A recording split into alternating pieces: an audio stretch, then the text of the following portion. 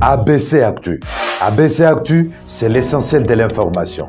ABC Actu, c'est la politique, l'économie, le social, la culture, la religion, la science, la technologie, le développement et les divers. ABC Actu, l'essentiel de l'information pour vous, FM Prêt.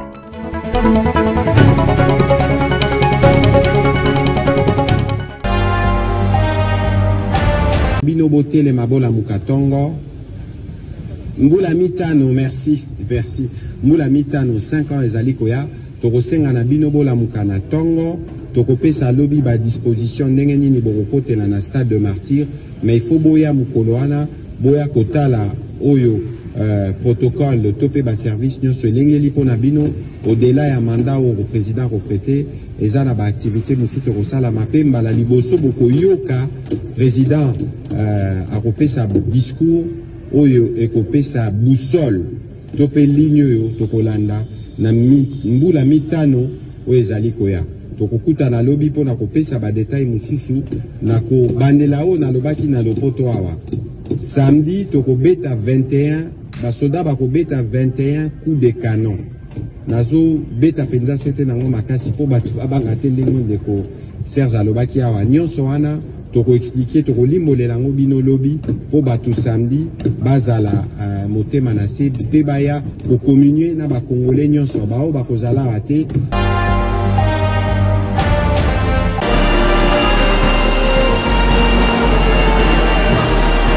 C'est à 12h05 militaire local que l'avion transportant la gouverneure intérimaire du Kasaï oriental, Julie Kalenga Kabongo, a décollé de la piste de l'aéroport de Mbujimaï à destination de Kinshasa. L'autorité provinciale va participer à la cérémonie d'investiture du président de la République, chef de l'État, Félix Antoine Tshisekedi Tshilombo, prévue ce samedi 20 janvier 2024 au stade des Martyrs de la Pentecôte. Auparavant, la chef de l'exécutif provincial a reçu les honneurs avant le passage en revue des troupes rangées pour la circonstance.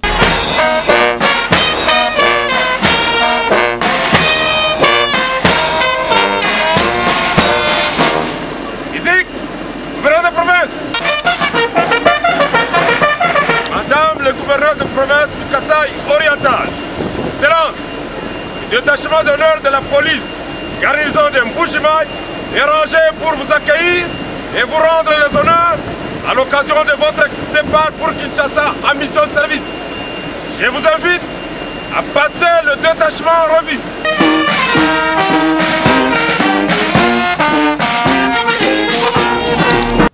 Julie Kalenga Kabongo a été saluée par deux membres du gouvernement provincial, ceux de son cabinet, ainsi que les membres du conseil provincial de sécurité. Pendant son absence, l'intérim sera assuré par le ministre de l'Intérieur, Sécurité et Affaires coutumières, Ananias Mouzadi Kankonde.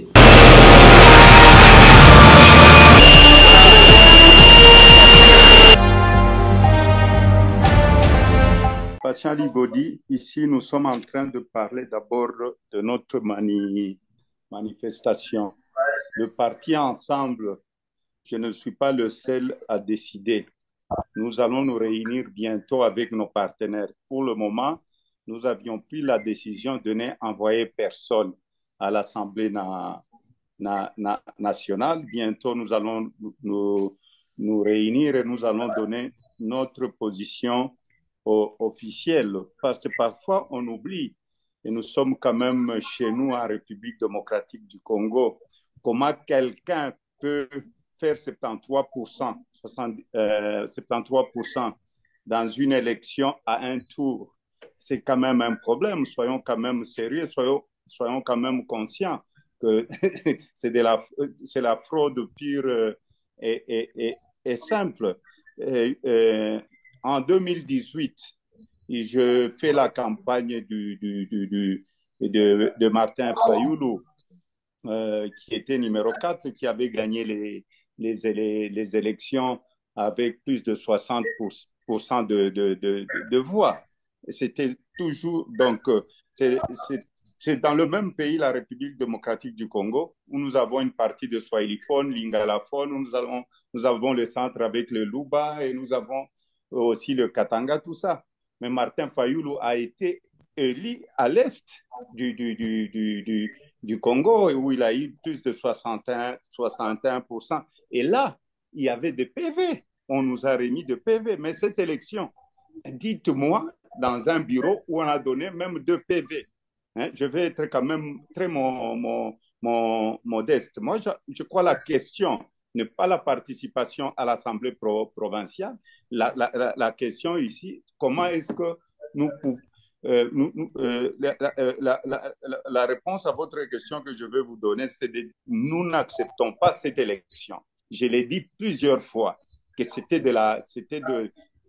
une tricherie qui n'a même pas son nom. Parce que la façon dont on a triché, même quand on triche, il faut être intelligent. Il faut être quand même intelligent. Ok, on donne à M. Katumbi, soi-disant qu'il a gagné le Katanga. Mais quand vous regardez le pourcentage, les mêmes électeurs qui ont voté Katumbi ont voté les députés de l'Union sucrée. Soyons quand même sérieux. Après les secrétaires nationaux, les fédéraux, c'était le tour ce mercredi 17 janvier 2023 des candidats députés nationaux et provinciaux de Ensemble pour la République d'évaluer le processus électoral. C'est la salle des réunions VIP Pierre Lumbi au Congo qui a servi de cadre à cette rencontre présidée par le secrétaire général honorable Dieudonné Bolengetenge Balia. Cette évaluation était essentiellement basée sur la campagne, les élections et la publication des résultats de la présidentielle et des législatives nationales. Maître Faustin Batongo, secrétaire national en charge d'implantation extraterritoriale, revient sur les grandes lignes de cette réunion. Oui, nous devrons nous faire remarquer qu'aujourd'hui c'est le 17 janvier 2024. D'abord c'est un jour férié, mais pour le parti ce n'est pas férié.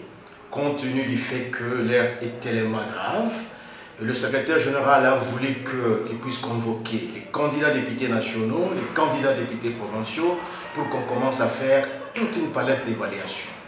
De cette évaluation, nous avions donné la parole à toutes les corporations, à tous les députés de s'exprimer, de mettre leur point de vue pour que demain après-demain, nous puissions jeter les bases pour l'avenir de notre parti. Donc le message est simple. Nous savons qu'il y a une hold-up électorale des élections de mai 2023. Aujourd'hui, nous avions été avec les candidats députés nationaux et provinciaux. Demain après-demain, nous serons avec d'autres candidats au niveau des municipales, ainsi que d'autres corporations du parti, pour qu'ensemble, on puisse lever des notions. Mais que les membres du parti, les candidats qui ne sont pas encore consultés, qui sachent réellement qu'ils seront appelés par le secrétaire général pour qu'eux aussi émettent leur point de vue. Mais ce qui est sûr est que les élections ont constitué un hold-up électoral. On ne peut pas le faire passer comme ça. Nous devons faire valoir notre droit pour que le parti ensemble essaie de faire voir à la face du monde, à la communauté nationale et internationale, que ce qui s'est passé au Congo n'est pas correct. Et je crois que dans les jours à venir, vous aurez des amples explications par rapport à cela. Le secrétaire général a demandé aux uns et aux autres de ne pas baisser les bras car la lutte doit continuer pour libérer le peuple congolais de la dictature de ce régime.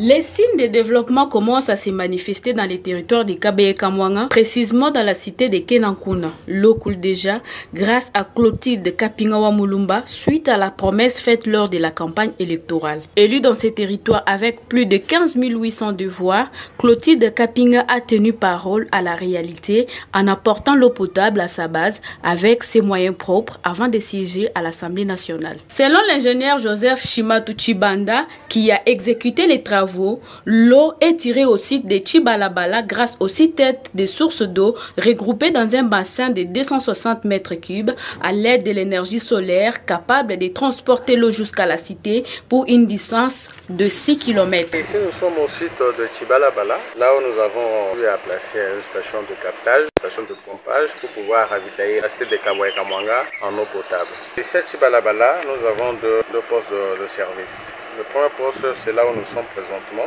Ici, nous sommes au niveau du bac de captage. Et le bac de captage, c'est là où nous avons eu à capter 6 têtes de sources d'eau qui sont regroupées et captées, retenues par le système de bassin ici que vous voyez ici sur place.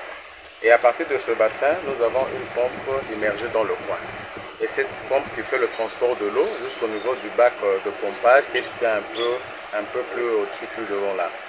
Et c'est maintenant à partir du bac de la station de pompage que nous ramenons l'eau au niveau du château d'eau. Parce que si nous avons essayé un peu de capter les sources, il y en a 6, et dans le bassin a une capacité de tout moins 260 mètres cubes d'eau que nous regroupons avec nos 6 têtes de sources que nous avons sur place ici.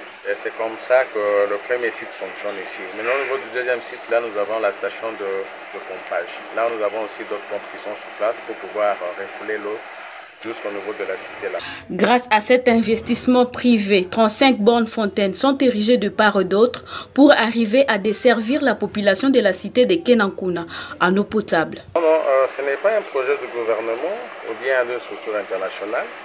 C'est une dame.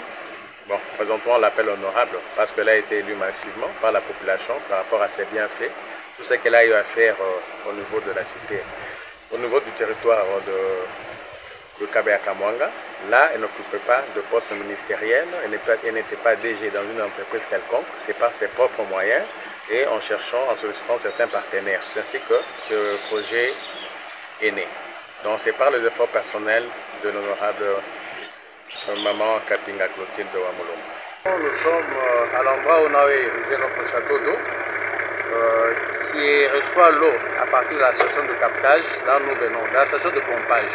Parce qu'au total, nous en avons 35 fontaines. Nous avons essayé un peu de quadriller toute la cité, afin que toute la population dans son coin puisse avoir la possibilité de s'approvisionner en eau potable. Et c'est à partir d'ici, nous avons notre chambre de vanne ici. Là, nous avons fait la répartition du réseau.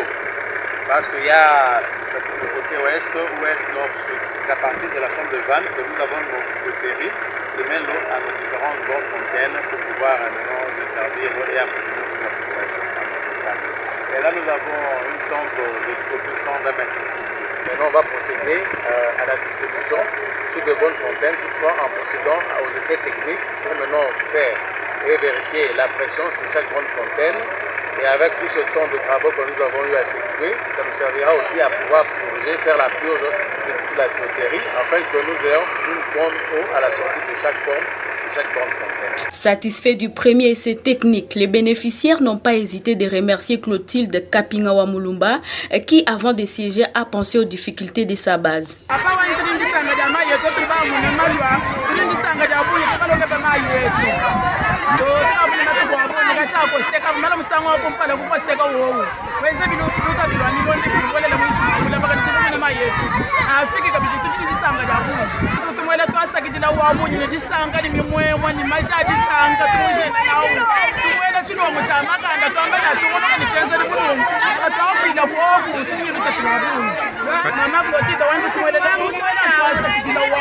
La députée Clotilde Kapinga n'a pas seulement pensé au problème d'eau. Une station de radio est déjà installée pour le développement de ces territoires et une station de pétrole est en cours de construction pour les biens de la communauté entière.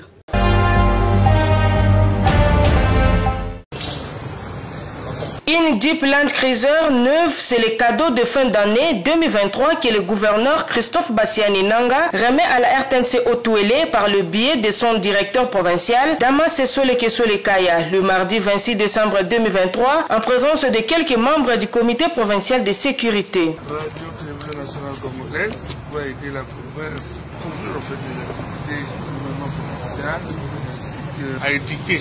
Je vous prie d'utiliser cette Jeep, un bon père de famille, et je vous encourage à quoi un peu. L'homme le plus heureux, c'est le numéro 1 de la station provinciale de la RTNC Otuele. Damas Sesole Kesole Kaya réceptionne à cœur joie cet appui au nom de Madame le directeur général avant de promettre d'en faire une utilisation responsable. Sentiment de satisfaction totale qui traduit justement le niveau de relation que nous entretenons avec monsieur le gouverneur dans le cadre de l'accompagnement que nous lui offrons. La visibilisation de l'action gouvernementale de manière à permettre à la population de se l'approprier. Le gouverneur n'est pas à son premier geste en faveur de la RTNC. Nous bénéficions chaque jour de carburant pour tourner. Il n'y a pas longtemps que le gouverneur a doté la RTNC d'une caméra. Hier, c'est une infrastructure qui nous est octroyée. Aujourd'hui, c'est une mobilité. Et donc, c'est au nom de Madame le directeur général général de la RTNC que je reçois cette dotation pour laquelle d'ailleurs je garantis son utilisation rationnelle pour couvrir l'ensemble de la province du Haut-Uélé en termes de couverture médiatique comme l'a souhaité son Excellence,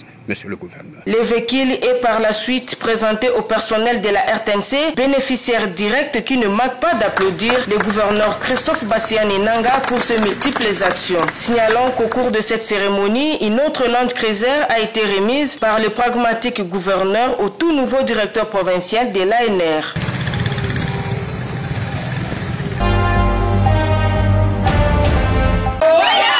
Lors du dépôt de son recours, ce jeudi 18 janvier 2024 à la Cour constitutionnelle, le candidat député national sur la liste du regroupement politique AAAP, Guy Octave Lutumba Lutumba et sa base ont été attaqués par les jeunes gens portant des polos avec mention Steve Mikaï, les empêchant ainsi à exiger leurs droits.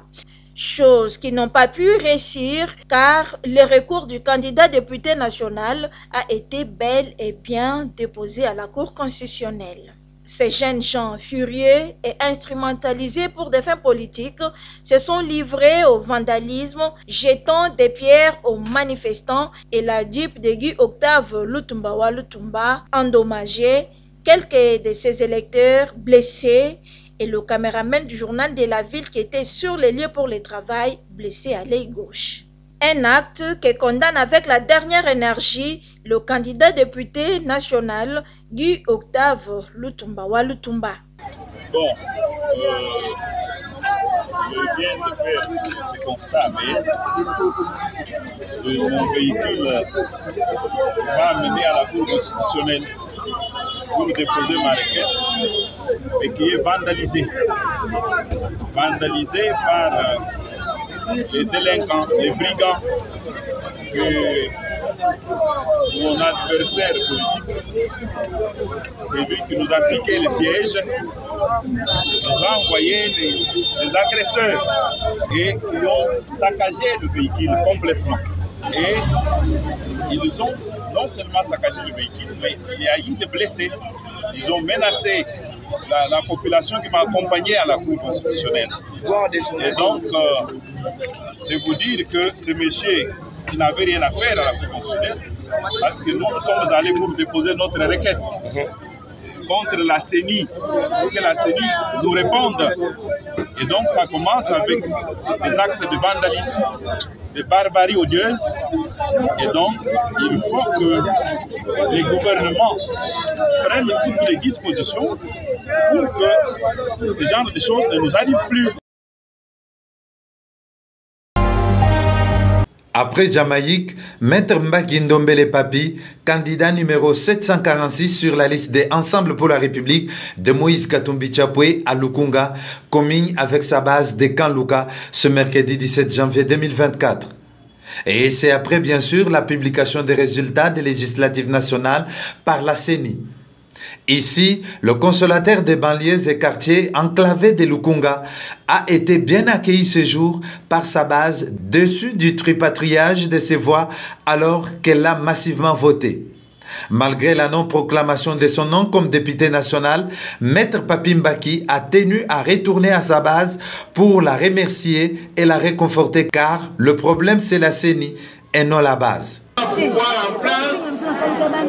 Balobi soki tobimisi jeune oyo Papi Mbaki. Donc awa na Kinshasa awa Moïse akozala plus visible. Yango balobi bakata ngai parce que avant oyo nazwi na Lukunga mobimba eza ebele pas de 5 000. Différence eza entre ngai na bango yango. Ebele bajouté a préféré à Vanda. Mais ngai na yena remercier bino parce que soki na juité eza pona bino te bino bovota kinga. Na ki jamais okangela bino kanda. Na remercier bino bovota kinga. Na ba ope bavota kinga te na pesa bango leçon à comprendre que naza différent na batwana. Wandambu na ganyaka na kosunga. Est-ce qu'il y a un kosunga na zaki député? Ce qui est plus important, c'est que naebike vous anangai. Et la fin du monde té. Toko banda komona na côté wana bozana bino kimia. Oya na bwana koya pour que na pesa la leçon ba tous va comprendre quand ba voter ngate ba regretter. Ba que il fallait to voter moi la montagne.